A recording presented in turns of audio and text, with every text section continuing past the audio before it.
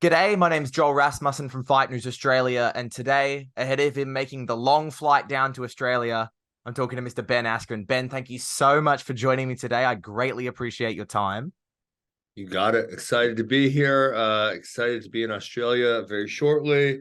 I'm used to the long flights because I fought in one championship for a long time, but I'm nervous for my family. My kids are coming with me.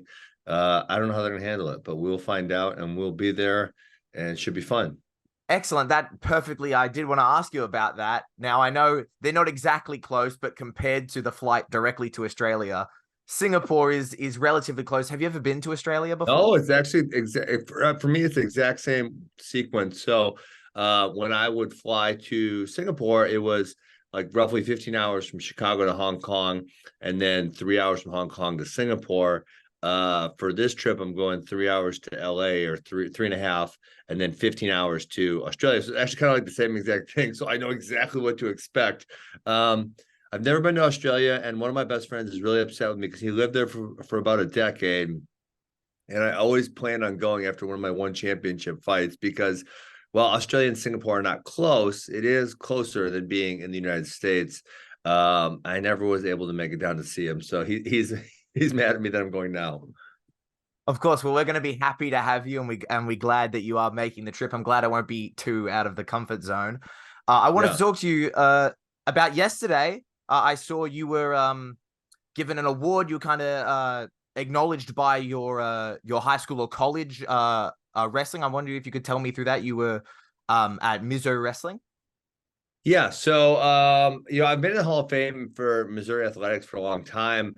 I don't even know what you would call this, but essentially, they kind of built a award stand in more the main area, not the wrestling. Right in the wrestling room, they have kind of like a big awards cabinet, but it's more the main area of the arena, so more people will be walking by, and so it had a Hodge trophy and a really cool picture and a plaque that did some nice things. So yeah, it felt great because when I went to Missouri, which was 20 years ago now that I went 21 years ago, Coach Smith was new. He's been coaching there 26 years. So he was brand new at that point in time. And he was just had this vision of what Missouri would become.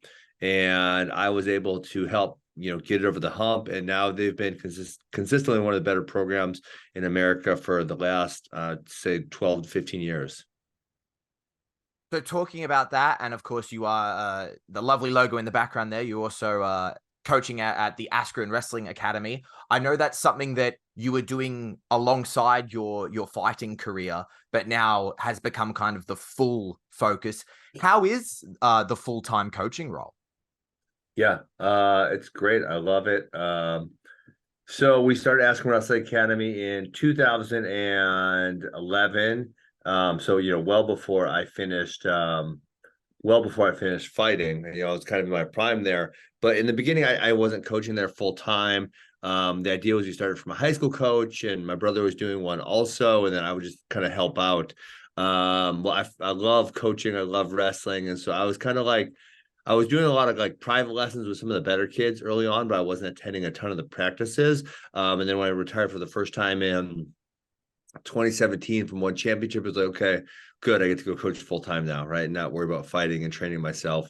And then obviously I unretired and went to the UFC. So I kind of stopped full time coaching, and I've been back and forth, but now I've been full time coaching for I don't know, 3 or 4 years now. It's been really awesome, having so much fun. We've grown to seven. We have 7 locations in the state of Wisconsin. That's where we're from, where we grew up. And it's going really, really well.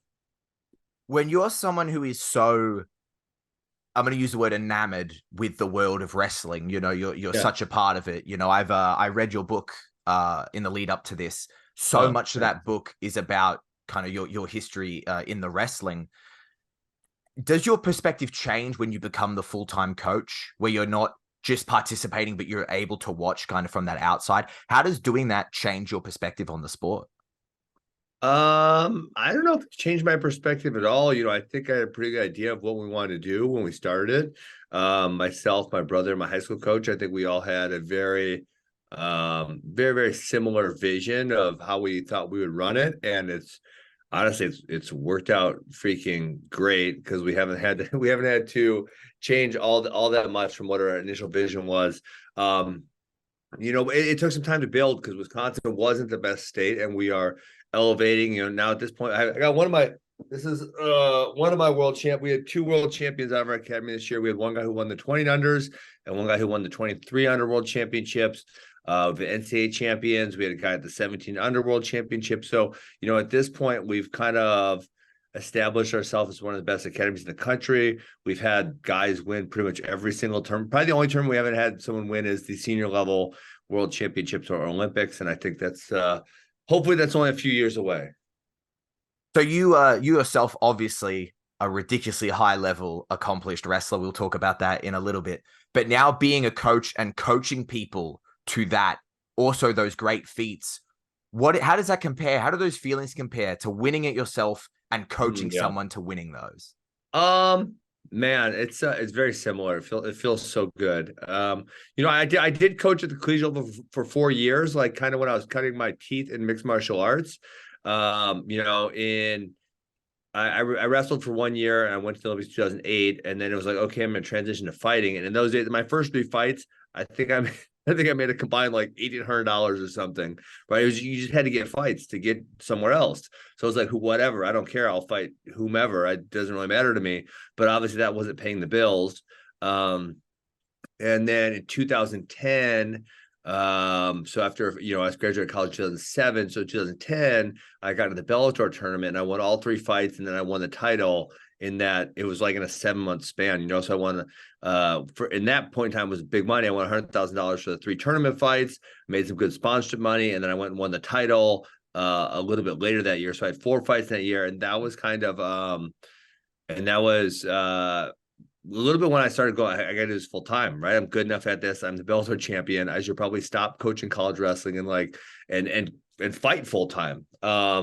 And so then the next spring, the spring of 2011, I said, okay, I'm going to be done coaching at the college level. I need to find a full-time gym. And that was when I decided to move back here, which initially I wasn't even back here when we opened up Askren Wrestling Academy. I was in Arizona coaching at Arizona State.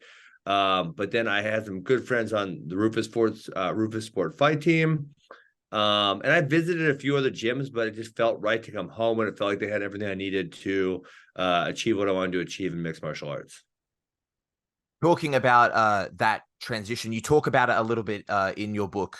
You graduate in 2007, and there's kind of this jump. I know, if I'm not mistaken, while wrestling is big in America, it isn't necessarily something you can do full time when you look at something like mixed martial arts. It wasn't. It is now. I mean, you're not going to be rich like you would fighting in mixed martial arts if you're similar level, but at this point in time, you could make like a respectable living being a wrestler. But in 2007, you could not. And that was, me, Daniel, and Henry, all from the 2008 Olympic team, transitioned to mixed martial arts right afterwards, because I think we all, felt like, hey, we got to go make some money and, move on with our lives. Well, I did want to ask about that.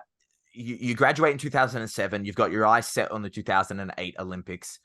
Is in the back of your head, after I do this, I'm going to go to mixed martial arts? Is that a thought that you have, or is that something that kind of comes after the Olympics? Well, I considered going right away. Right when I graduated college, I kind of, I talked to Randy Couture. I talked to a few other, I kind of like grilled some people, and tried to get a good idea of, is this something I want to do? And I eventually decided that going to the Olympics was kind of a lifelong dream. Something I've thought about since, I think it was 2000 when I saw the Olympic trials. So, hey, this is only 15 or 16 months away. Let me go do it. And then, by that point, I'll have a good understanding of what my life is going to look like if this is what I choose to do. And after the Olympics, I didn't achieve what I wanted to, but what it felt like to me was, okay, I got 4 years till the next one of these. The Olympics sucks because it's not, like if you were to lose a title fight, you could say, okay, I want a rematch and I'm going to get another fight in 5 months, right? Or maybe it's going to take you a fight or two and you're back there within a year, easy. But with the Olympics, it's 4 years away, so you're not getting another shot for a long time. So it's like, okay, let me go try mixed martial arts. I'll see if I like it. I'll see if I'm good at it. And then, if it takes me a year and a half and I figure out, hey, I don't really like this, or man, I'm not very good at this, I can always say, well, I'm going to go back to wrestling, and I'll still have 2.5 years to the Olympics. So that was kind of how I thought about it. And like I said, I was able to have the success relatively early where I won the Bellator tournament, and then I won the Bellator belt I mean, that was within the first kind of 18 months of me fighting, because I started fighting. I had my first fight in I think February of 2009. So you talked just before about some of your teammates on the 2008 Olympic wrestling team. There's Yeah, you, who is a two promotion welterweight champion of the world in Bellator and in yeah, one. You've got Henry Cejudo and DC, who are both double champs in the UFC. When you yeah. look at that class, what was going on with you guys? How come there was like so much ridiculously high level skill coming out of that group? Yeah, I mean, well, honestly, I kind of think there still could be, but at this point in time, a lot of guys are staying in wrestling because they can actually make a living in wrestling. So the very best guys aren't coming out. Yeah, I said Bo Nichols, one of the first guys in a long time that is like very, very elite level wrestler to come into mixed martial arts, and obviously he's having a lot of success. He hasn't really fought anyone great yet, but I'm sure he's going to do a really good job, right? So he's like the first one to come over in a while. But at that point, their money wrestlers weren't making money, so I think all three of us made the same decision at the same time. Like, hey, I think we can go fight. I think we can be good at this, and obviously all three of us were able to establish a high level of success. I think Henry actually maybe he toyed around with fighting, and I think he went back to wrestling. I think he ended up wrestling in 2012 trials and then came back to fighting. But he was the youngest because I was 23 in 2008. I think he was 21, and Daniel was older. So but yeah, I think we just wanted to make a good living, and we all liked combat, and it was a really good fit. Uh in your book, there's a lot of I think it really highlights what the scene is like. In Australia, it may not be as developed, but there's a lot of times you talk about having interactions with people who would go on to become names that everyone recognizes. Johnny Hendricks Yeah. appears, and another name that appears, you talk about training, is Michael Chandler. And I was wondering if you could just kind of give me your thoughts on what you think of his career so far. Yeah. I mean, he's been fighting forever because honestly, he didn't start that far behind me. So actually, me and Tyron Woodley, we did the pro debut on the same day on the same card. He had like it's kind of dumb that I don't know nothing back. He had like 6 or 7 amateur fights, because at that time, professional mixed martial arts was illegal in the state of Missouri. And so I don't know why he just didn't go to a different state or something. I don't recall. Right? That's a long time ago. But we both debuted in 2009, and then actually Michael was younger than us. So Tyron was the oldest. I think he graduated in 2005. I graduated in 2007. Michael graduated in 2009. And then so Tyron kind of took Michael under his wing, and I want to say Michael had his first fight in 2009, even though he was younger than us. And I want to say he went pro right away also. You can go look that up and confirm that. But he always liked fighting. He knew immediately upon finishing his college wrestling career that was what he wanted to do. And I literally, this is funny. I probably should have talked about this in the book, but literally Michael Chandler finished the NCAA tournament, and me and him flew to help TJ Grant train the next day. We were there for like 10 or 11 days. I think it was his spring break or something. But TJ Grant was do you remember him? I'm familiar with the name, but I'm not Yeah, super familiar. he won like 7 or 8 fights in a row and was ready to fight for the title, and had some concussion issues and retired and never fought again. But he was going to fight for the UFC lightweight title maybe in like 2010 or 11. So yeah, literally after a day or two after Michael graduated or finished his collegiate wrestling career, me and him flew to Halifax, Nova Scotia, because TJ Grant was paying us to come in and train. And yeah, that was a really, really cool experience. And I think I had maybe 1 or 2 fights at that point, and Michael had none, but he knew right away that was what he wanted to do. Okay. Yeah, I do want to ask, as an Australian writing for an Australian company, I'm going to ask some Australia-based questions. let's do it. There was ahead of more the first Islam Makhachev Alexander Volkanovski fight, there was a lot made about kind of Australian wrestling and and the thoughts around it. DC had said Australia doesn't have wrestling. I was wondering if you got a chance to watch that fight and what you thought of Alexander Volkanovski's wrestling. Yeah, I mean, he does it for someone who didn't wrestle during his life. He does a great job in defending a lot of the stuff. Um, It has a really, really good feel for it. But to defend DC, probably what he is talking about is if you go to, say, the World Championships, it's pretty rare you're going to see someone from Australia or New Zealand winning a bunch of matches. That's I don't want to say never, but it's pretty unlikely. So yeah, the wrestling scene is a little underdeveloped. I think probably a good reason why my seminar should probably be pretty well attended is because I think I can give some good insight into the wrestling world and how to get takedowns, and then obviously how to get takedowns for mixed martial arts and how to get takedowns for jujitsu, and how to functionally use all those things. But yeah, wrestling should be. Australians are tough. They need more wrestling. You guys should start some. I bet I should start some Askren Wrestling Academies down there. We would absolutely embrace it with open arms. A bit of a long flight for you to make, but nonetheless, we would absolutely love it. Talking about tough Australians in the book, you talk about a hip replacement you get kind of after you're done with your mixed martial arts career that Yeah. breathes kind of a new life into your physicality, and you can get back on the mats. On the recommendation of Mr. John Wayne Parr, I was wondering if you've ever had extensive conversation with Mr. John Wayne Parr or any training or anything like that. Yeah. No, he actually, so he didn't talk me into doing it. Where he comes in is that my doctor told me, I had to be off for a year after having the surgery. And I'm like, okay, well, I want I want this thing to last forever, right? I paid a lot of paid a lot of money to have a new hip. I want it to actually last, so I'm going to listen to my doctor. I just thought it was wise, although I don't always listen to doctors. Well, right around the time. So, I mean, I was literally doing nothing. Like for the first 6 weeks, you're on crutches, not supposed to do anything. And it was funny. Like I was feeling pretty good, but I still was kind of like, hey, I shouldn't do anything because they say I shouldn't do anything. So we're talking zero exercise, nothing. And then so like I tweet about the Jake Paul thing, and then they start calling me, and like it's like a thing. They want to box me. And so I'm like, what I said, what I get myself into, because I can't actually box. I'm not actually allowed to do anything, you know. And then I saw, so like randomly, I saw John Wayne Park kicking a bag, and he said 12 weeks out of Birmingham hip surgery. So I'm like, what's this dude kicking a bag like hard? And he's the same, he's 12 weeks out, and I'm around 12 weeks out. So I hit him up. I'm like, dude, how you kicking stuff? And he said, my doctor said after 3 months, I can do whatever the hell I want. I'm like, that's weird. My doctor said 1 year. So I called my doctor and I said, what's this dude's deal? Why is he kicking stuff? And you're not letting me do anything. And he said, well, that doctor's fail rate is higher than mine. And I said, well, what's yours? And he said, it's 1 in 997. So I'm like, shit, I'll take my chances. So literally the next day I started exercising, and I did take it slowly, got into it, but then it was like, yeah, I felt great. And I felt great the whole time. It's been awesome. So yeah, it was me watching the video of him, and just saying, oh, well, shit, if he can kick a bag that hard, I should be able to start working out. And that was kind of what got me rolling.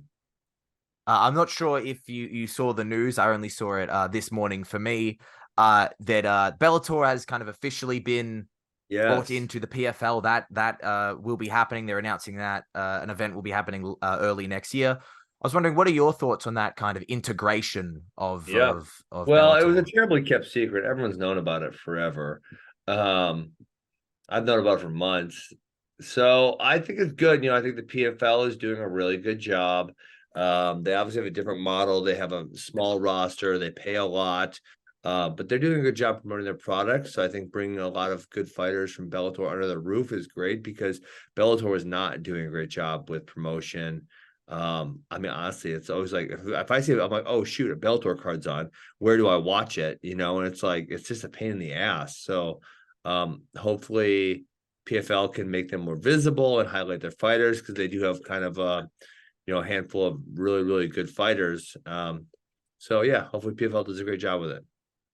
So, retired now, becoming the full-time coaching role with your own academy, with your brother and your high school coach. Also, some media roles. I see you on podcasts and giving your expert knowledge. Do you get much time for disc golf? Yeah, well, I mean, I have time because I have a course. I have a course in my yard. So, I mean, that was kind of my whole reason of building the course in my house, or having that as a goal, is so that I could just go out when I want, and I might not have time for. I have 23 holes, so I might not have time for all 23 holes. But I get out, I got 20 minutes, I'll go throw 5 or 6 holes. And so yes, I do get out, maybe not as often as I want, because ideally it'd be every single day. And that's that's not the case, but yeah, I get outside and play a lot. Excellent. I'm glad to hear that. My final question, because I know you are a very, very busy gentleman, and I Yeah, do appreciate your time. you Uh, got it. your photo, your profile picture on Instagram is this really cool photo of you holding all your one titles in your arms and your Oh Bellator yeah. title around your waist. I can't list every accomplishment because we'd be here all day, but when you look at Ben Askren in the professional athlete lens, there's MMA fighter, pro boxer, Olympic level wrestler, collegiate athlete, Mhm. coach. When you look back on it all, what do you think about what you've been able to do in combat Yeah. sports? It's pretty amazing sometimes, sometimes you do forget about it, but no, it's amazing. And I obviously yesterday I had that moment where I was, thinking back to 22 years ago, where Coach Smith is trying to convince a high school kid that you can come to Missouri and you can put the program on the map and you can be the first national champion. And it's just a high school kid who hasn't done shit in his life. And now it's like I go win 2 national titles, I win 2 Hodge trophies for the best college wrestler, go to the Olympics, go fight mixed martial arts, and now we have likely the best wrestling academy in America. Man, it feels good. Awesome. I thank you so much for your time. You are in Australia at the end of November and December. You start down in Victoria, Thursday, November 30th. You're at Hammer's Gym in Nuttall. Friday, the next night, you're in Westside MMA in Ravenhall. And then Saturday, there's no seminar, but you are doing a meet and greet at the Corner Hotel. The next morning on Sunday, you're at John Donahue Jiu Jitsu and MMA in Notting Hill. And then your last Victorian date is Monday, December 4th. You're at Gracie Jiu Jitsu in Burwood. Then you're in New South Wales on December 6th. You're at Emerged Mixed Martial Arts in Mascot. And Friday the 8th, you're at the King's Academy in Moorebank. Before wrapping up in Queensland on Saturday the 9th at Fight Club in Gold Coast. And Sunday the 10th at Fight Cross MMA and Fitness in Brisbane. I'll do okay. I'm doing Melbourne, Sydney, Brisbane, and Gold Coast. If that's something that you already said, and you said it differently to me, I'm sorry. No worries. So you're doing the East Coast tour. Uh, Okay, yes. and you said you're bringing the family out. Are you guys going to Yeah, get a chance to kind of do some sightseeing while you're down I hope here? so. Yeah, we love to travel. I mean, honestly, that was one of the things that drew me to one championship was, my wife and I got to see a lot of really awesome things because, after every fight, we would go on a little couple-day trip. I've always wanted to go to Australia. I was wanting to do it while my friend was there, and I did not get to make it, so it feels good. I'm really excited for it. I think it's gonna be a blast. Awesome. Ben, thank you so much for your time. I greatly appreciate you talking to me today. All right, have a great day. You Peace. too.